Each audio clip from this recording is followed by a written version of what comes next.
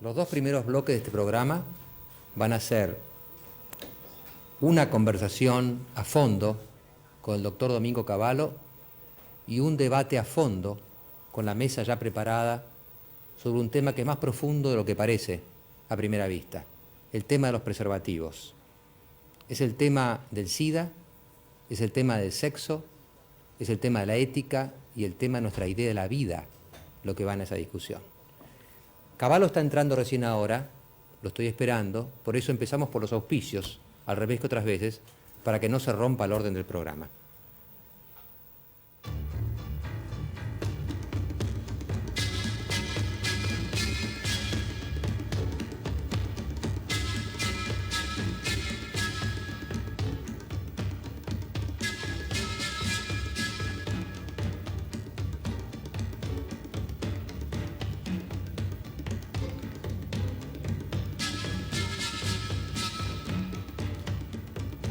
Las siguientes empresas acompañan a Mariano Grondona en Hora Clave. Alto Paraná Sociedad Anónima, para que Argentina y el mundo hagan un buen papel.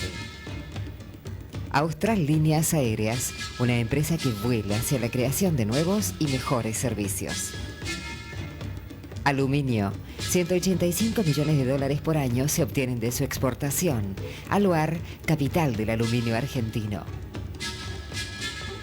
Aranzay construye y financia su pileta de natación, cancha de pádel o tenis. Aranzay 294-0135 y 3813. Alta tecnología para el servicio y mantenimiento de su producto Sony. Ishikawa Electrónica, Amenábar 2038. Teléfono 782-1479. Por una mejor calidad de vida, exija eficiencia y garantías. Asistencia odontológica integral para empresas y familias. IPSA, tecnología argentina para el mundo. Micromecánica, 30 años de solidez y prestigio en automatización industrial. Tecnología argentina exportada a 3 continentes.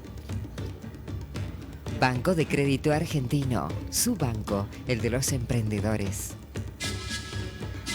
Centro de Revitalización Biológica en San Pablo, Brasil. Viva mejor, recuperando su salud, vitalidad y energía. Teléfono 805-6687. MSD Acvet para Ivomec. Recuerde, para obtener los resultados de Ivomec, usted debe usar Ivomec.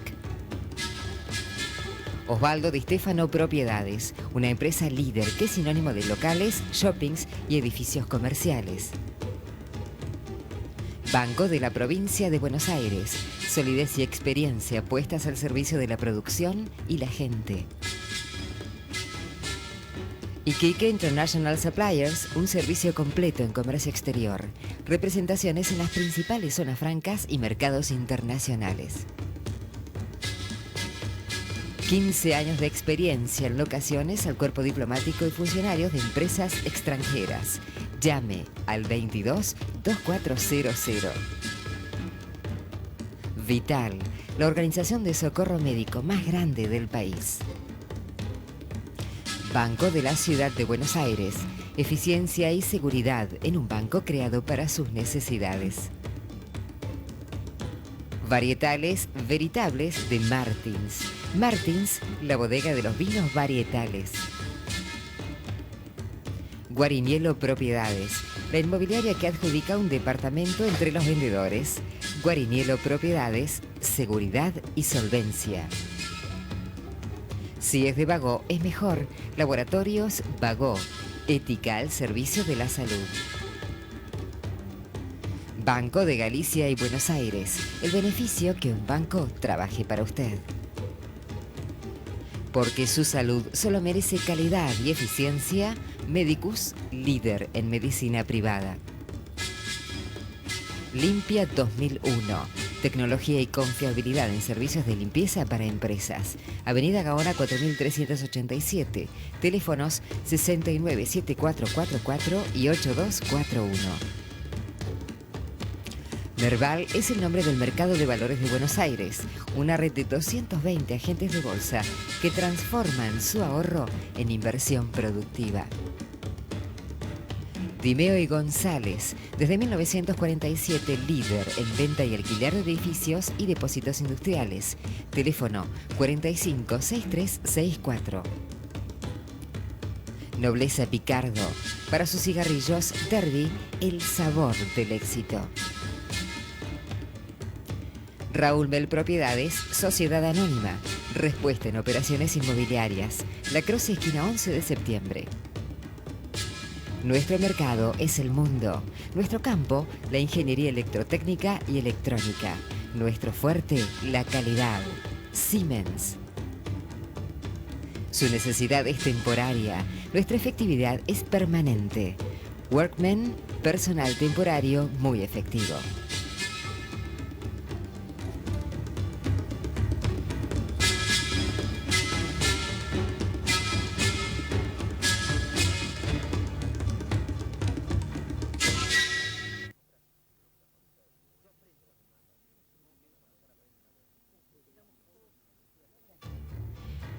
Sastrería Oldman, Lavalle, esquina Montevideo. Bueno, alcanzamos apenas a maquillarlo al doctor Cavallo. Venía apuradísimo, ¿no? ¿Dónde venía? Del Senado. Estuve con el bloque justicialista de senadores. Comenzamos a conversar sobre la ley que establece el escalonamiento en el pago del sueldo anual complementario del aguinaldo. Yo le he estado explicando a los señores senadores que con esta medida tratamos realmente de ayudar a que no se produzcan aumentos de precios, porque estamos notando que estas remarcaciones que se están produciendo tienen que ver con una falta de mercadería para el aumento de demanda que se ha producido en algunos mercados, y tememos que si en el mes de julio todas las familias salen a gastar simultáneamente el aguinaldo que debería pagarse en ese mes, esto podría dar lugar a un aumento generalizado de los precios en julio. Por eso, para mantener el clima de estabilidad, dado que la economía todavía no está funcionando con fluidez en la producción y en el abastecimiento, hemos propuesto escalonar el pago del aguinaldo.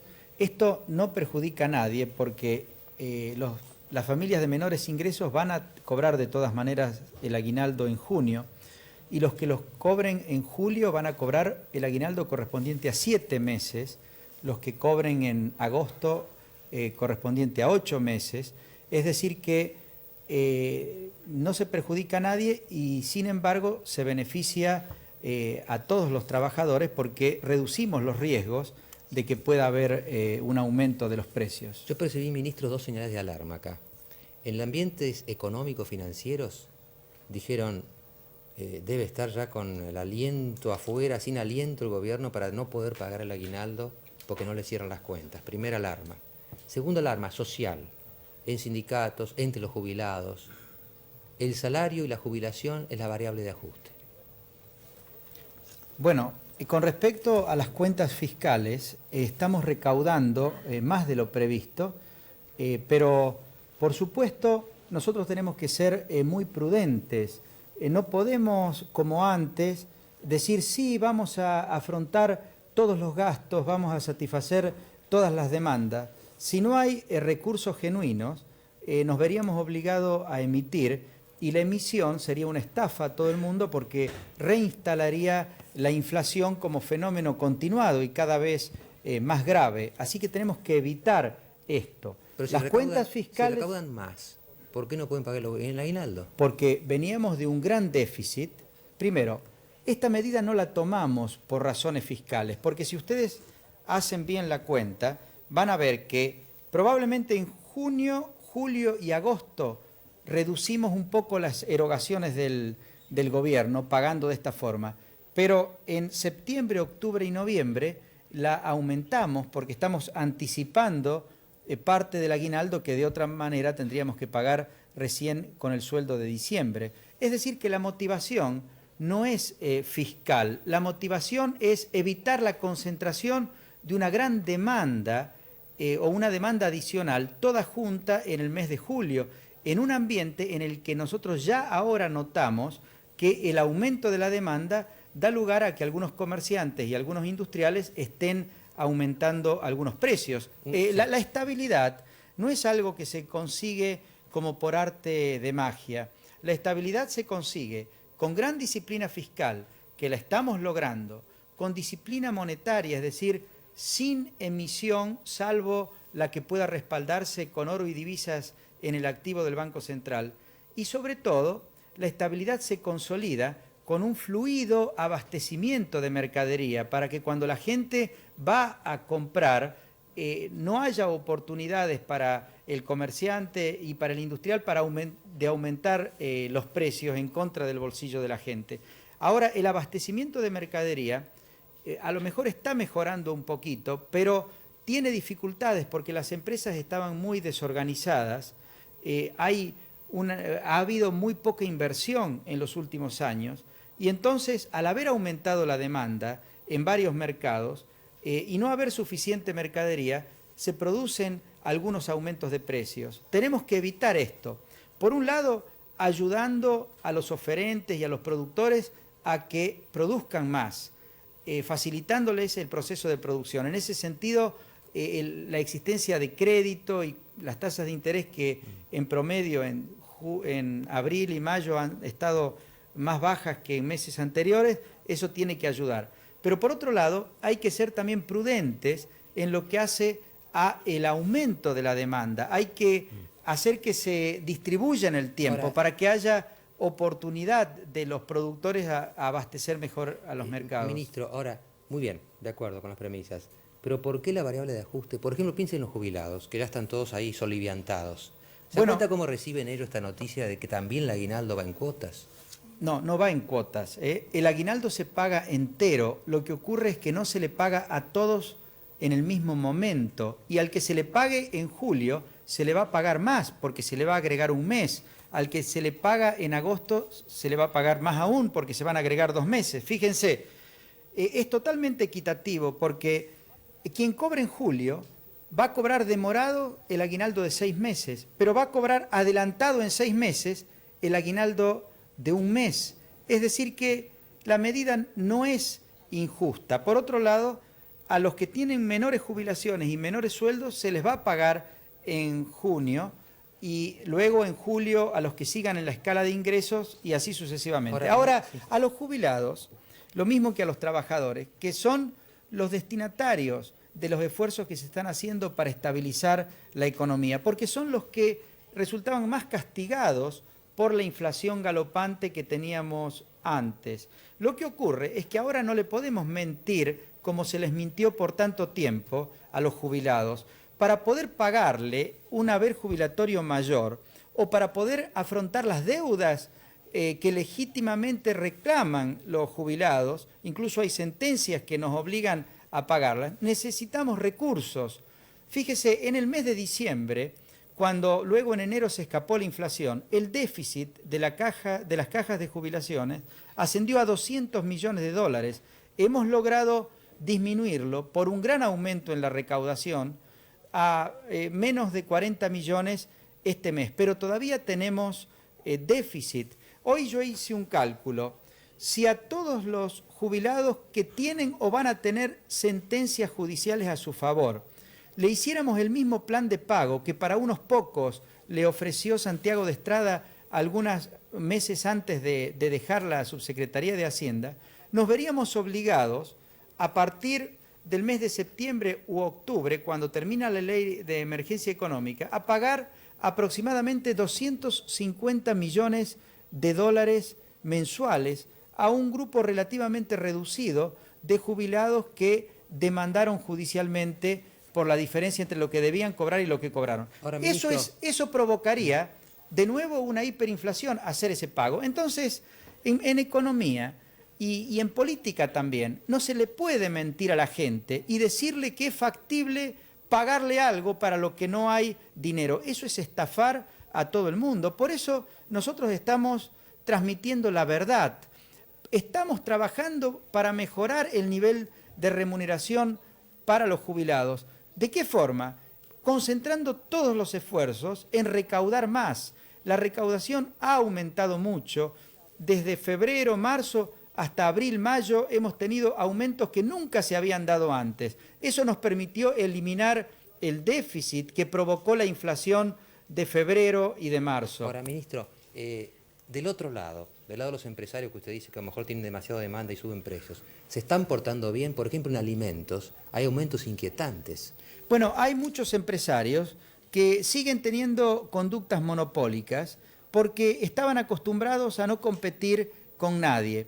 Nosotros estamos abriendo la economía, estamos esperando que el Congreso sancione una modificación al Código Alimentario que, tal como está actualmente, pone trabas al abastecimiento fluido desde el exterior, que en realidad no va a tener que venir una gran cantidad de alimentos, porque nosotros tenemos capacidad para producir muchos alimentos, pero la competencia es la que va a mantener estables los precios. Entonces, a los empresarios les estamos poniendo a través de la competencia y a través de los instrumentos que tiene el gobierno la máxima presión para que mantengan los precios estables. Y en esto vamos a ser muy rigurosos, pero no podemos recurrir a los controles de precios que ya han fracasado innumerable cantidad de veces. En otro campo del comportamiento, ministro Cavallo, el otro día le escuché a Liach, su jefe de asesores, diciendo que más de la mitad de la gente está evadiendo el IVA, por ejemplo. Así es. ¿Y ese comportamiento es? Bueno, la lucha que estamos dando contra la evasión... Hay evasiones con los aportes de jubilaciones también. Por supuesto, enormes evasiones. Estamos trabajando muy activamente. Hay gente que ha tenido que pagar millones de dólares de fianza para no ir a la cárcel y ojalá hubiéramos podido mantenerlos en la cárcel. Lo que pasa es que tiene que funcionar obviamente el sistema judicial, que está funcionando mejor, están prestando colaboración también la policía.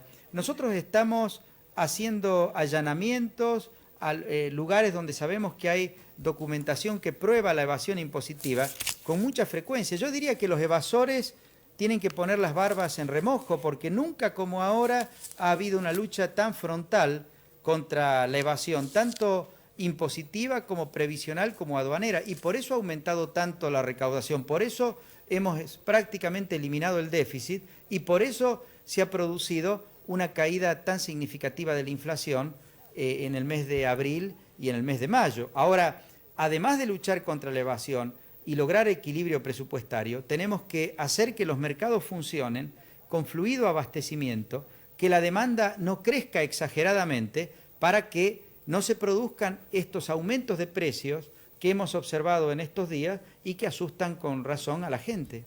La última pregunta, ministro, va a ser política. ¿No le importa? Con mucho gusto. La revista Noticias sacó esta tapa. ¿Se acuerda? Usted la habrá visto, ¿no? Sí, la vi. ¿Qué reacción le produjo? A ver, ¿la muestran acá? Me produjo disgusto.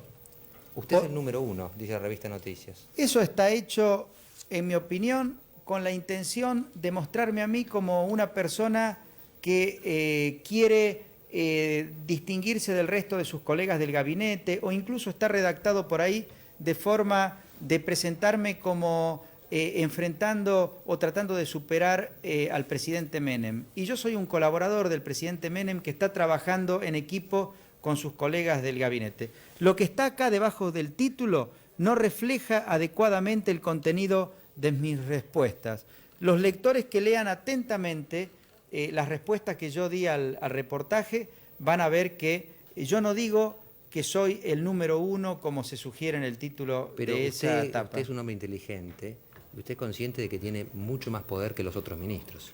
Bueno, siempre el ministro de Economía en la Argentina tiene más poder que los otros ministros y en cierta medida despierta más interés en la opinión pública por la gravedad del problema económico. Pero yo digo ahí en el reportaje que mi éxito como ministro de Economía va a reflejarse en el hecho de que pierda importancia la economía dentro de la estructura del gobierno y como ocurre en los países estables donde la economía funcione bien, sean más importantes temas como las relaciones exteriores o temas como la seguridad, la justicia, la educación y la salud antes que la economía. Eso va a ocurrir cuando la economía funcione bien, cuando tengamos consolidada la estabilidad, cuando haya crecimiento, cuando haya inversión.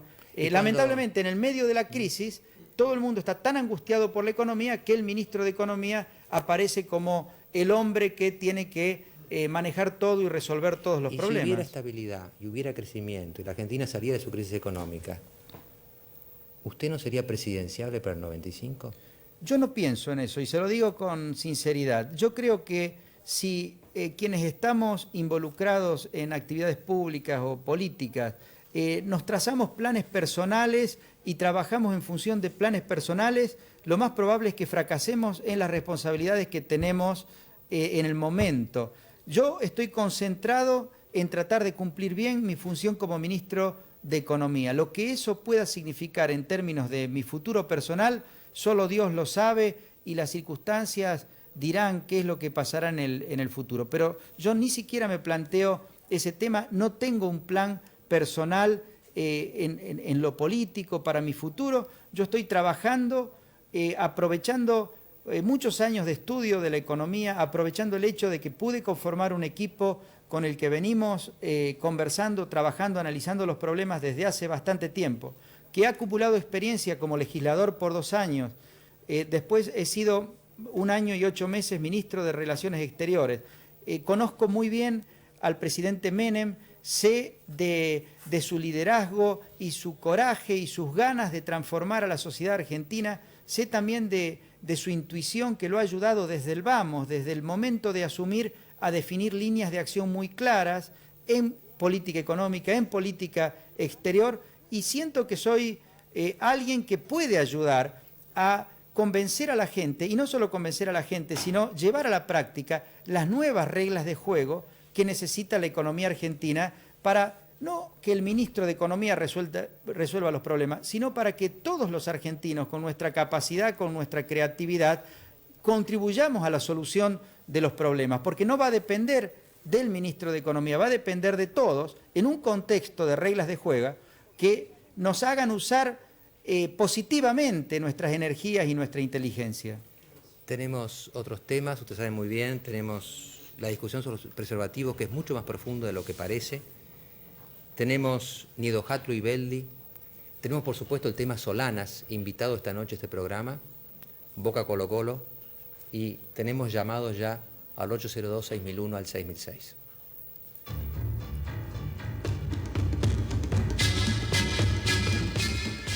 Touch Restaurant. Celebre un negocio. Disfrute un almuerzo. Reservas al 803-7991.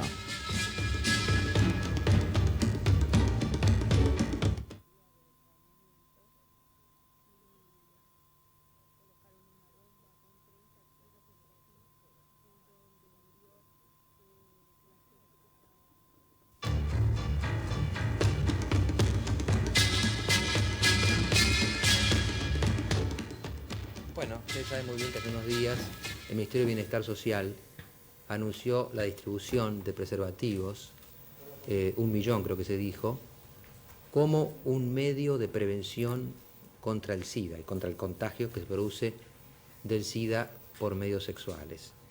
Creo que es un tema muy profundo porque va implícito el tema del SIDA, que ya de por sí es gravísimo, el tema del sexo, de la ética, de la moral.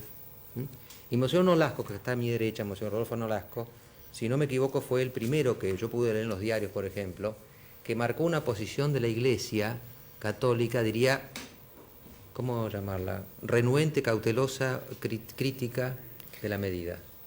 Crítica, en cierto modo, de la metodología, no tanto sobre la campaña en sí. Contra el SIDA hay que pelear. En eso estamos unidos, y mucho. La Iglesia hace tiempo que está trabajando sobre el tema, incluso el CELAM ha organizado un seminario en Sao Paulo hace un par de años, la Santa Sede organizó un congreso en Roma el año pasado, convocando a especialistas, y en cuanto a la acción concreta del plano pastoral, respondiendo al episcopado de California, convocando a invitados, a voluntarios a trabajar con los enfermos de SIDA, ha tenido respuesta importante de muchos sectores del catolicismo. Ahora, monseñor, la pregunta sería esta, ¿no? La Madre Teresa también se ha ocupado mucho de eso. Para la Iglesia, naturalmente, lo mejor sería que la gente tuviera una conducta sexual no promiscua que no llevara al riesgo del SIDA.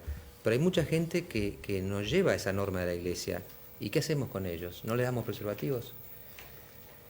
En primer lugar, yo pienso que una campaña seria, para ser eficaz, necesita tener un fundamento científico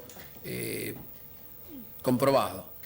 En ese sentido, la campaña que se ha hecho en otros países, no sé si aquí se haría de la misma forma, proponiendo, como se insinuó por parte de algún periodismo, como la solución el uso del preservativo, es engañosa, es falsa y, como acaba de decir Monseñor Angelini, en Roma podría ser causa de un proceso criminal a las autoridades de España por el modo como lo propusieron, porque engañaba a la población, dando a creer la posibilidad de una seguridad cuando hay un margen importante, no despreciable, de fracaso en el uso del preservativo.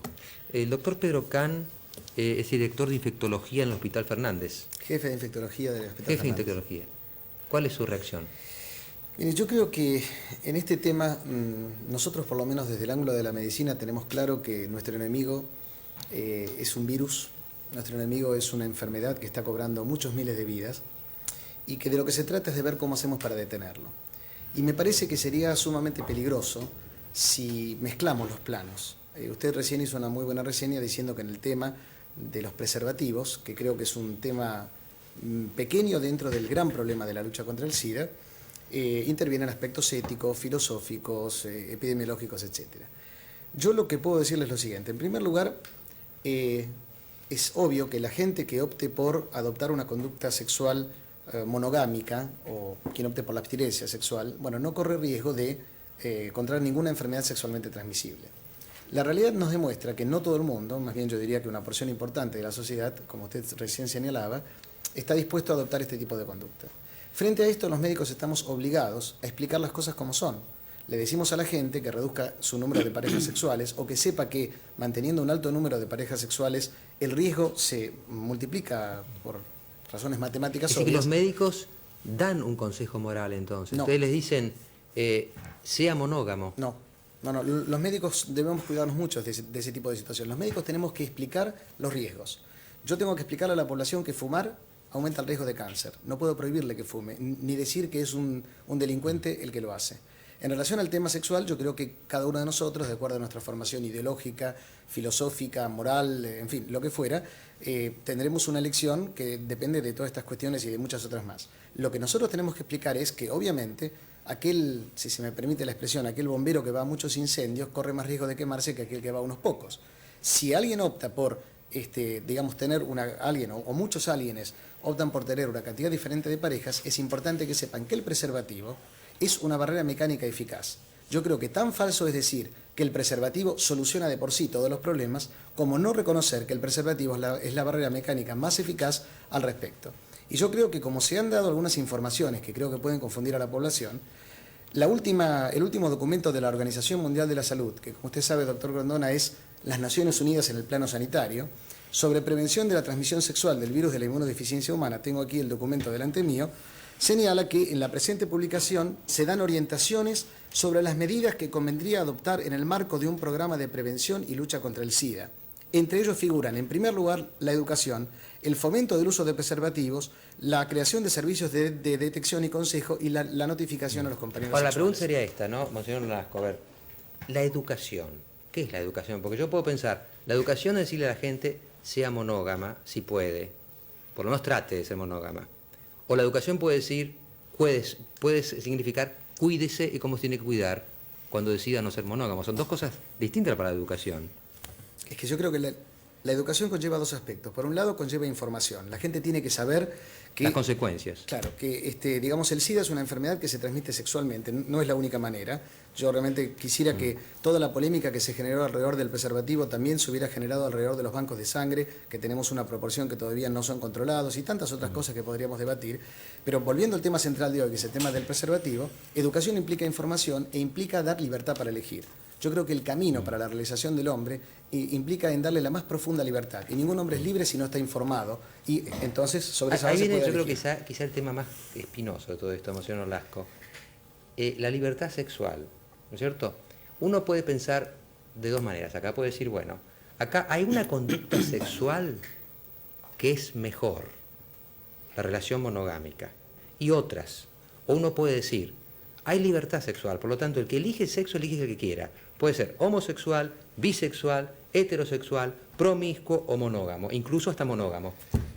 Yo entiendo que un país en el cual una gran proporción de la población tiene convicciones religiosas o morales de un color determinado, llamémosle así por decirlo un poco así asépticamente, los gobiernos no pueden organizar campañas en las cuales no se tenga en cuenta que un procedimiento determinado, sobre todo si no es el único, no choque contra la concepción moral de la población, porque evidentemente eso hace fácil la resistencia a una campaña que por otra parte podría tener otros caminos. En este momento, por ejemplo, se dice que se van a gastar $1.600.000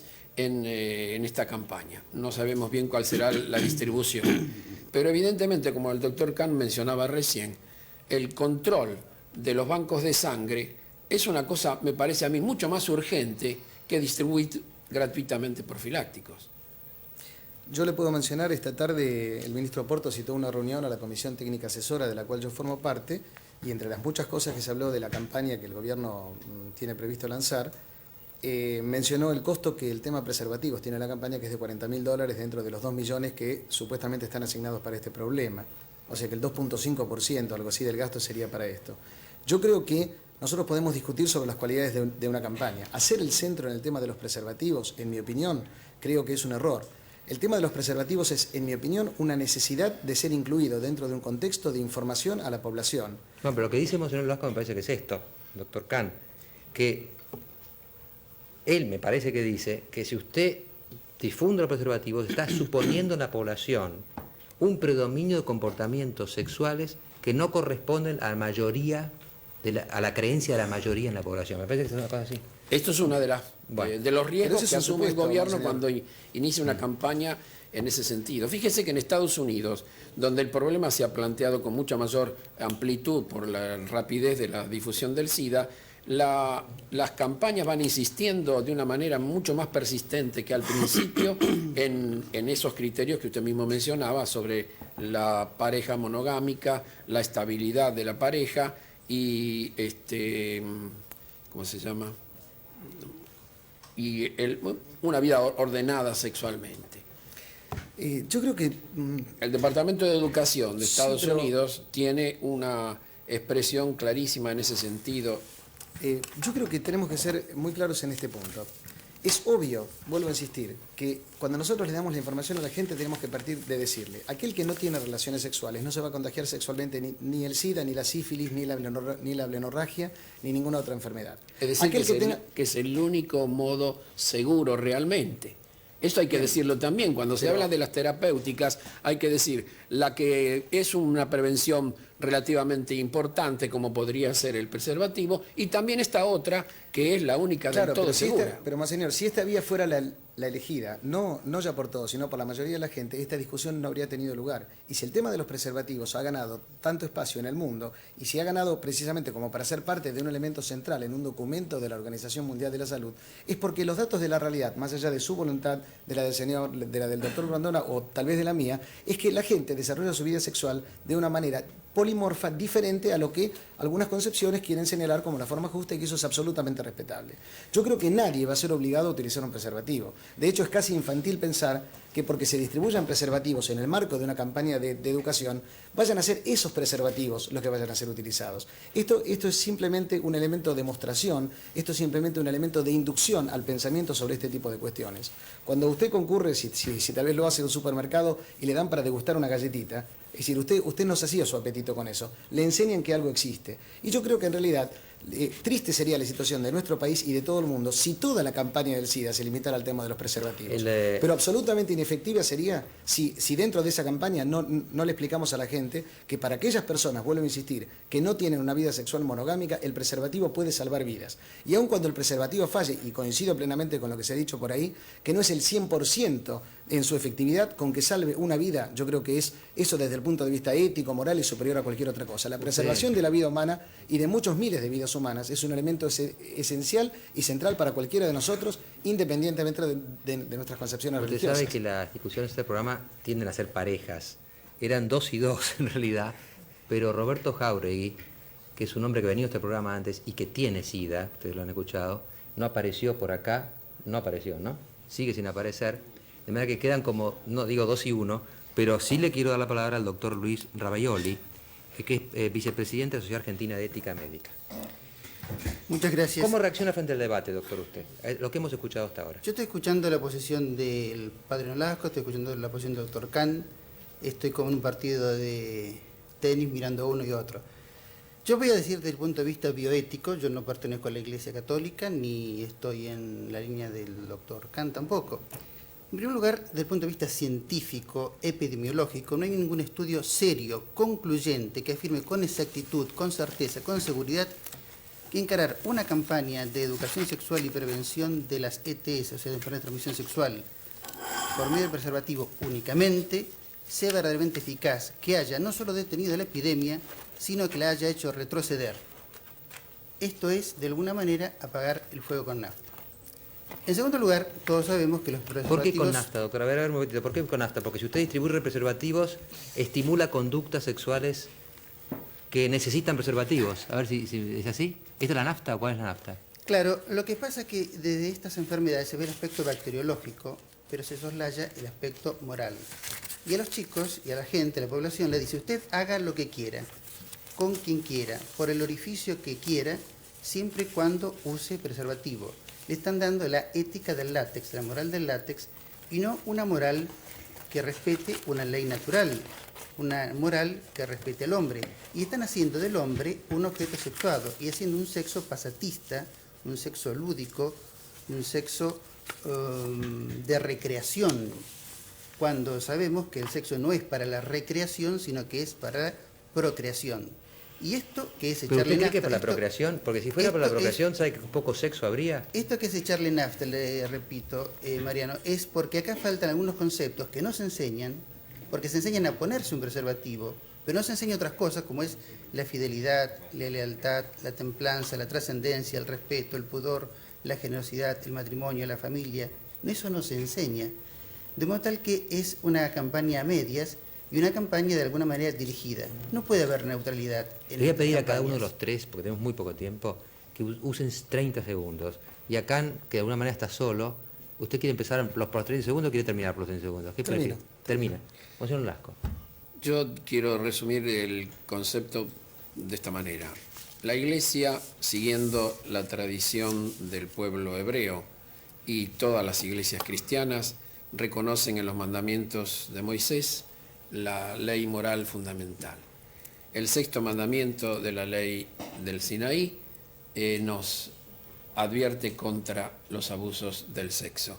La Iglesia ha enseñado siempre y lo seguirá enseñando, y una campaña que puede suponer que la castidad no es posible es errónea a nuestro juicio, y además tiene una influencia pedagógica, aunque no lo quiera el Estado. Implícita. Implícita, que está diciendo, bueno, no me importa cómo obren ustedes sexualmente. Doctor Ravaioli.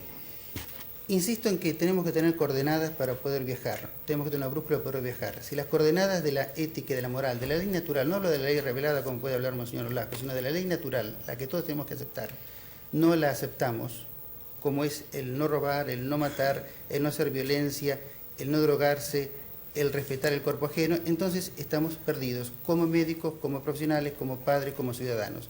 Hay una brújula moral, no todo vale, en sexualidad no todo vale, no hay neutralidad, ya ve que en este caso no hay neutralidad, y que esto más que un problema microbiológico es un problema moral, es un problema de conducta, más que una técnica es una ética, y los problemas éticos exigen soluciones éticas. Doctor Kahn. Sí, en estos días estamos asistiendo a las campañas de prevención del cólera. La solución de fondo para el cólera sería contar con que todos los ciudadanos del país tuvieran agua corriente y cloacas, etcétera, etcétera. Mientras discutimos lo que debería ser, 2 gotitas de lavandina en un litro de agua van a salvar muchas vidas. Hoy estamos discutiendo un problema ético y moral. Yo coincido plenamente con el doctor. El problema ético y moral es salvar miles de vidas de jóvenes y adultos que están expuestos a contagiarse sexualmente por una enfermedad de la cual nosotros vemos morir diariamente a mucha gente más joven que nosotros, y yo tengo apenas 43 años. Por lo tanto, creo que si queremos hacer realmente una cuestión de orden moral, sigamos debatiendo sobre la ética, sigamos debatiendo sobre lo que debe ser, pero proveyamos a la gente de todos los recursos educativos, informativos, morales, pero también de los preservativos necesarios para impedir que se sigan contagiando. En el próximo bloque van a escuchar la opinión de otras personas, hasta el presidente se metió en esto, y voy a tener que dar la mía.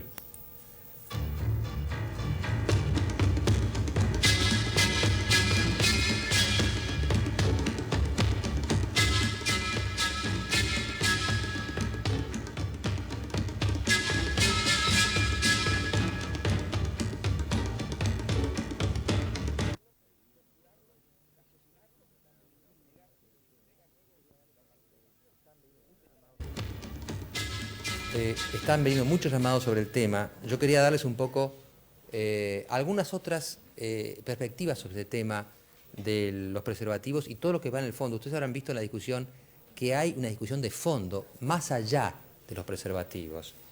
Pero el tema de los preservativos, yo he visto en otros países, en Estados Unidos, en Uruguay, muchas campañas para que se use preservativos aquel que corre el riesgo de contaminación con el SIDA. Le voy a mostrar una, por lo menos 30 segundos, que le agradezco mucho a Marcelo Tinelli, de Ritmo de la Noche, que me lo hizo llegar y quizá muestra un poco levemente, si ustedes quieren, cómo en otros países se toca el tema. Señor director.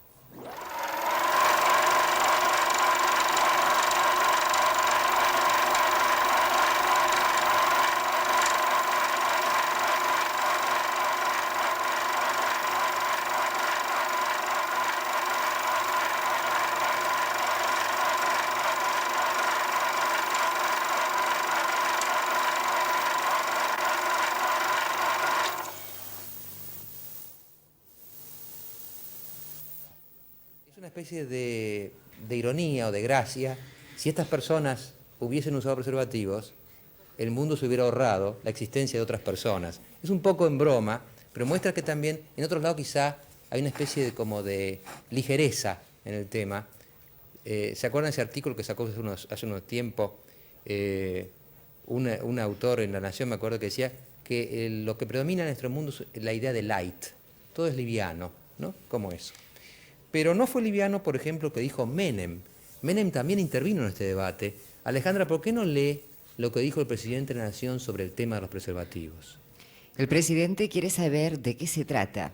Esta mañana Carlos Menem exhortó a la Iglesia a que arrime una propuesta de cómo llevar a cabo el acto sexual para evitar el contagio del SIDA. Menem afirmó con énfasis que una de las formas de combatir el SIDA es a partir del uso voluntario de los preservativos para no arriesgarse tanto. Es decir, Menem lo que dice es, si tienen una propuesta mejor, díganla. Mientras tanto, los preservativos son útiles.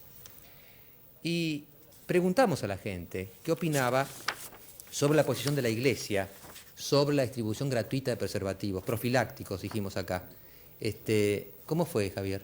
Sí, la gente dijo que objetaba la posición de la Iglesia el 70,6% y que estaba de acuerdo el 29,4%. Esto de alguna manera no indica una mayoría por la posición de la Iglesia, hay una minoría de 30%. Y yo querría marcar simplemente en este pequeño comentario cuál es el fondo de la cuestión. Pues, ¿qué dice Monseñor Nolasco?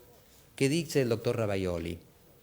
Que en el fondo, cuando se distribuyen preservativos, lo que se le está diciendo a la gente es, mire, usted con su sexo haga lo que quiera. Si va a hacer algo que entraña riesgos para el SIDA, use esto. ¿Mm? Con lo cual ellos dicen que entramos como un relativismo sexual, una especie, yo llamaría, un pluralismo sexual. Es como que el sexo es una opción para cada uno. Entonces, alguien optará por ser monogámico, otro será bigámico, o biandreico, si es mujer, o será bisexual, o será heterosexual, o homosexual, o será asexuado. Y esto es una opción en igual nivel. Esto es lo que ellos critican. Lo que ellos dicen en el fondo es esto, no es igual el nivel. Entonces la pregunta profunda es esta, ¿la sociedad argentina debiera tener un ideal sexual aun cuando no lo cumpla? Nosotros cuando discutimos, ¿debiéramos admitir como mejor la vida sexualmente ordenada, por ejemplo monogámica? ¿O debiéramos aceptar que realmente cualquier opción es moralmente equivalente? Mi sensación es que es el debate de fondo. Uno podría decir, hay un ideal sexual al cual no todos podemos llegar, que es la monogamia. Pero vamos a ser tolerantes con los que no lo practican. Esta sería una posición, que yo creo que Monseñor Nolasco más bien está con ella, porque no creo que quiera obligar a los demás a que practiquen ese ideal, pero quiere que se lo reconozca como ideal. Entonces dice que la difusión de preservativos de alguna manera ignora ese ideal y pone en el mismo nivel ético cualquier comportamiento sexual. Y del otro lado sería, la posición sería más o menos esta. Estamos en una sociedad libre, donde las ideas proliferan, los comportamientos proliferan, y cada ser humano puede investigar o explorar.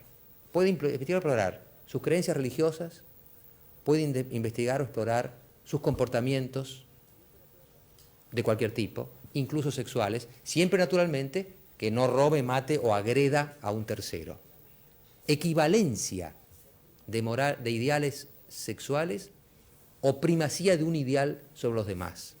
Este es un tema muy profundo, me parece a mí, que no hemos llegado a discutir y que lo propongo. ¿Tenemos los argentinos un ideal sexual incluso para aquellos que no lo cumplen? ¿O estamos abiertos a la investigación y la exploración en materia sexual? Los que se oponen a esto van a decir Sodoma y Gomorra, cuidado, que la decadencia también empieza por lo sexual. Los que se oponen a aquello van a decir autoritarismo, dogmatismo, totalitarismo. Y es urgente que lleguemos a una conclusión.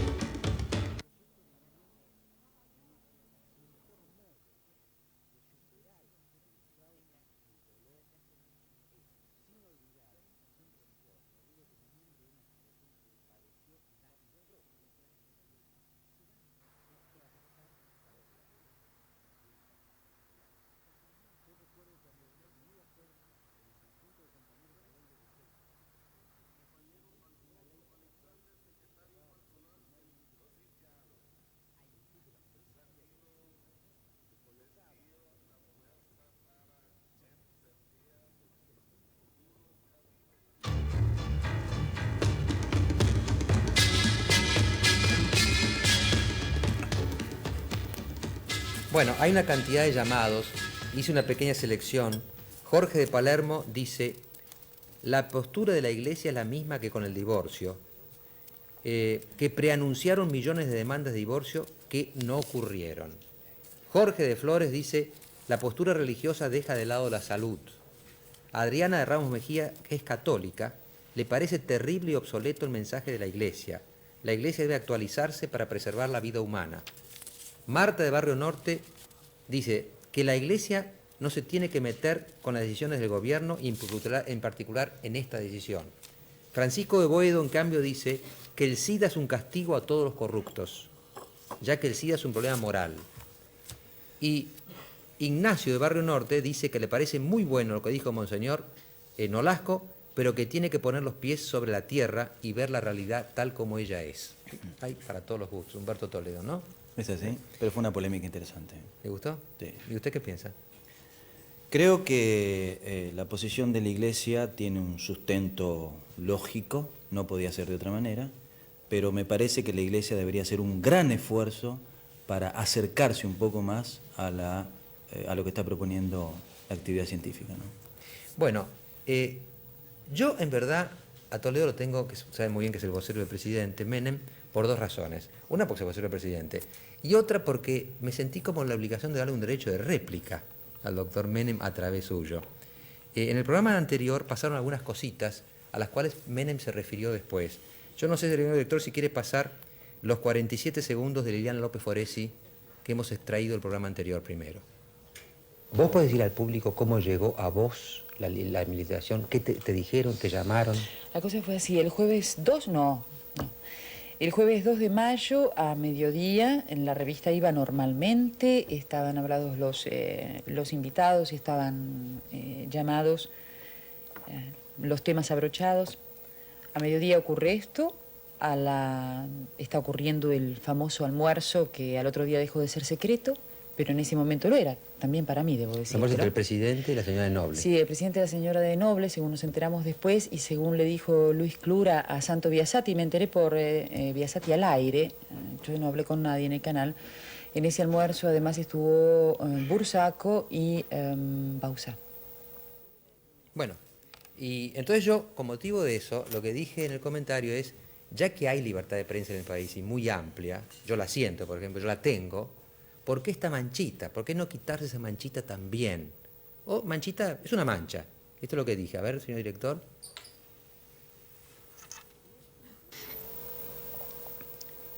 Si es censura es una lástima, porque yo reconozco al gobierno Menem una gran libertad de prensa en casi todo. ¿Para qué esa mancha? ¿Para qué esa mancha? Entonces propuse que usar un quitamancha, que hay muchos quitamanchas modernos, y el domingo en La Rioja el presidente contestó de esta manera. Si bien confirmó que compartió un almuerzo en la Casa de Gobierno con directivos del diario Clarín, aclaró que ese tipo de reuniones las mantiene también con las máximas autoridades de otros medios periodísticos. En ningún momento se habló de la señora López Foresi, aseguró el mandatario. Le pediría también a mi amigo Mariano Grondona que me explique, como lo dijo en su último programa por ATC, cuál es la mancha que me tengo que sacar. Que me diga en todo caso qué tipo de quitamanchas debo usar, ironizó finalmente el presidente. Toledo. ¿Cuál es el quitamanchas? Usted pregunta a mí. Bueno, el quitamanchas Bueno, sería que no hubiera la duda esta que hay sobre que hubo un almuerzo entre el presidente y la señora de Noble, sí, en la cual se habló de Liliana López Foresi. Bueno, primero quiero hacer una aclaración. Los almuerzos del presidente de la Nación no son secretos. Nunca lo fueron. Todo el mundo ve entrar a la gente, sabe la actividad del presidente, hay una oficina de prensa que se encarga de la información del presidente de la Nación, de manera que no sé por qué la señora López Foresi habla de un almuerzo secreto, de ninguna manera. No hay almuerzo secreto del presidente, no los hubo, tampoco lo va a haber. ¿Y lo que se dijo en ese almuerzo? Y lo que se dijo en ese almuerzo todo el mundo lo puede saber porque el propio presidente de la Nación habló de lo que se dijo en ese almuerzo. De manera que me parece que las cosas son muy claras. Yo creo personalmente, después de haber seguido las declaraciones del presidente, de los comentarios que yo y de las reuniones que tengo permanentemente con él y de las declaraciones de la señora López Foresi, creo que efectivamente, porque ella lo admite, hay un caso de censura. Y esto realmente es grave. Hay un caso de censura. Hay un caso de censura. Entonces, ¿quién hizo Porque la además censura? la señora lo dice. Yo tengo acá declaraciones de ella donde dice efectivamente, creo que lo que hay que rescatar de lo que me sucedió a mí, ¿qué le sucedió a ella? Ella está admitiendo que hay un caso de censura. Es que el límite que a mí me ponen, ¿quién se lo pone? Ella trabaja en una empresa privada. ¿Quién le está poniendo límite? La empresa privada. Yo creo que es necesario que rápidamente la Comisión de Libertad de Prensa de ADEPA y la Comisión de Libertad de Prensa del Senado tomen este caso en las manos. Es un caso muy serio. Hay una denuncia de la señora López Foresi de censura dentro de una empresa. Lo que no entiendo es qué tiene que ver el gobierno con esto. ¿Usted cree, son dos temas distintos, sería más grave si hubiera sido por insinuación del gobierno? creo que sería igualmente grave. El problema de la censura es un problema típico de los regímenes totalitarios. Puede haber incluso hasta un pluralismo político bajo regímenes totalitarios. Cuba es un caso. Hay un partido oficial y hay otros partidos. También fue en Nicaragua, con el Frente Sandinista en el gobierno. Puede haber libertades económicas bajo regímenes autoritarios. Lo que nunca puede haber bajo regímenes autoritarios es libertad de prensa. Como en la Argentina, que estamos afianzando este sistema democrático, hay un gran respeto por la libertad de prensa, por la libertad de expresión, pero además este gobierno lo que quiso hacer con la libertad de prensa es ampliarla. Vimos el sistema de libertad de prensa del gobierno anterior y nosotros la quisimos ampliar para darle mayor respeto y mayor fortaleza a la vida democrática. ¿De qué manera lo ampliamos? Con el acceso inmediato y directo de todos los periodistas a las más altas fuentes informativas del país. En este caso, el presidente de la Nación, que habla todos los días por radio, viene a los programas de televisión, atiende periodistas, almuerza con directivos. Ahora, Toledo quiere que le haga una confesión. Una razón por la cual está en OTC, yo en OTC, es que si mañana ustedes no me dejan decir algo, todo el mundo dice que es censura, porque OTC es público, es un canal público. Es un canal público, exacto. Entonces le pregunto, si yo estuviera en un canal privado y un director de un canal privado me hace lo mismo, ¿la gente sentiría que eso es censura o que es una relación privada entre un empresario y un periodista? Bueno, me plantea un problema hipotético que no creo que pueda darse con Mariano Grondona. Pero se dio con Lilian López Foresi. Claro, es otro tema. ¿Por qué es otro tema? Porque yo creo que hay un gran respeto de las empresas a periodistas que llevan toda una larga experiencia y son de por sí, constituyen un factor importantísimo para la vida de las empresas. Entonces realmente hay un gran respeto de las empresas hacia esos periodistas. Pero, Toledo, yo jamás me imaginaría que una empresa podría censurar a Mariano Grondona. Pero usted dijo que hubo censura con López Foresi. No, ella lo dice. Ella lo dice. Acá en este Pero sería una reportaje censura ella lo privada, dice. entonces. De la actividad privada, absolutamente. Por eso quisiera que intervengan rápidamente los mecanismos de ADEPA o del Senado para que investiguen este caso. Yo creo que es un caso muy serio. Es decir, si usted es periodista, si usted estuviera en una empresa privada, de un canal de televisión, que le prohíbe decir algo, ¿se sentiría censurado? Absolutamente. Absolutamente, me sentiría censurado, claro que sí. Creo que sería un ataque a la dignidad de un periodista. Y usted, para cerrar este tema, Toledo, niega formalmente que el presidente le haya pedido a la señora de Noble cualquier tipo de medida con Lilian López Foresi. Desde ya, lo negó el propio presidente de la Nación, no me cabe sino ratificarlo. ¿Tenía otro tema usted? Bueno, tenemos muchos temas siempre en el gobierno, importantes, al margen de esto que son que